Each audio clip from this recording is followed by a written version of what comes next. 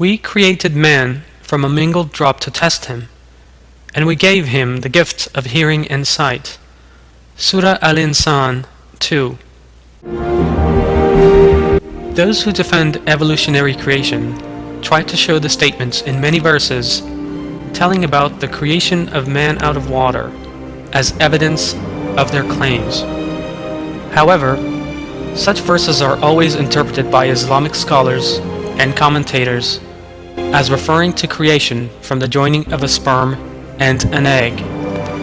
For instance, Muhammad Hamdi Yazir of al-Mali interprets verse 2 of Surah Al-Insan as meaning,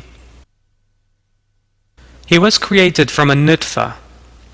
The nutfa is basically pure water. It also means seminal fluid. Nutfa and seminal fluid traditionally have the same meaning, but at the end of the Surah Al-Qiyamah it says, a nutfa of ejaculated sperm, Surah Al-Qiyamah 37, thus stating that the nutfa is part of the semen. As it is reported in Sahih al-Muslim, children do not come from the entire fluid, and the hadith, speaking of every little part of the whole, does not say every part of a fluid, but rather speaks of one part of the whole fluid, and that a child does not come from the entire fluid, but from just one part of it. The nutfa is just one pure part of the semen. Ibn al-Tabari interprets it as meaning, we have created the descendants of Adam out of the mixing of male and female fertilizing fluids. Omar Nasuhi Belmin explains it in this manner. We created man from a mingled drop. We have formed him out of the male and female fluids that mixed together. Yes, human beings were, for a period of time, a nutfa, in other words, crystal clear, pure water, and then for a certain period of time, an alaq, in other words, a clot of blood, and then a mudga, in other words, a lump of flesh. Later, bones are formed and wrapped around with flesh and come to life. As we have seen from these explanations, there is no connection between man's creation from a mingled drop and the theory of evolution's claim that man emerged by stages from a single cell that developed by chance in water. As all great Quranic scholars have stated, this verse draws our attention to the fact of creation inside the mother's womb. When we examine another verse where the stages of human creation are explained, the fundamental error in these comments is clearly revealed. Mankind, if you are in any doubt about the resurrection, know that we have created you from dust, then from a drop of sperm, then from a clot of blood, then from a lump of flesh, formed yet unformed, so we may make things clear to you. We make whatever we will to stay in the womb until a specified time, and then we bring you out as children so that you can reach your full maturity. Some of you die, and some of you revert to the lowest form of life, so that after having knowledge, they then know nothing at all, and you see the ground dead and barren. Then when we send down water onto it, it quivers and swells, and sprouts with luxuriant plants of every kind. Surah Al-Hajj 5.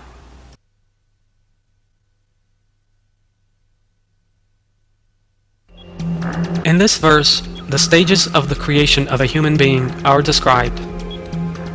The first stage is the earth, which is the raw material that includes the basic minerals and elements in the human body. The second stage is the coming together of these materials in the seminal fluid, which is described in the Quran as a mingled drop. This drop contains the sperm that possesses the genetic information and structure necessary to fertilize the egg inside the mother's womb.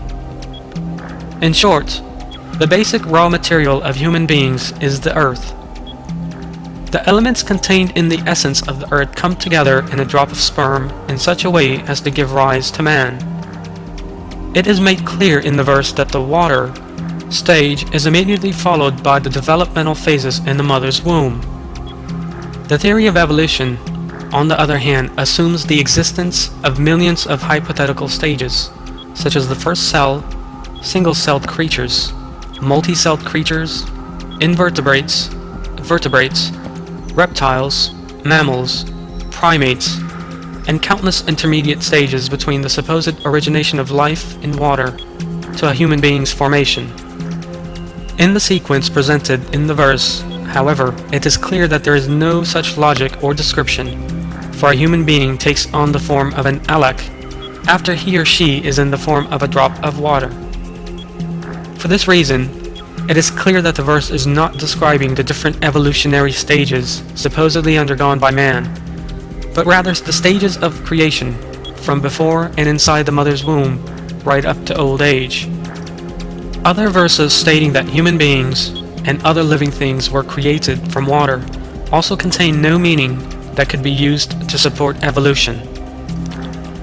The verses clearly state that the drop of water is semen. He created the two sexes, male and female, out of a sperm drop when it spurted forth, that he is responsible for the second existence. Surah An-Najm 45-47. Was he not a drop of ejaculated sperm? Surah Al-Qiyamah 37. Man has only to look at that from which he was created. He was created from a spurting fluid emerging from between the backbone and the breastbone. Surah At-Tariq 5-7. The verses reveal that water is the raw material for living things by saying that all living things were created from it.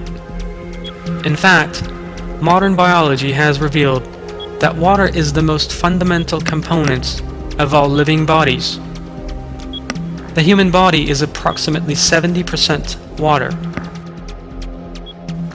Water permits movement inside the cell, between cells, and between tissues. Without water, there would be no life.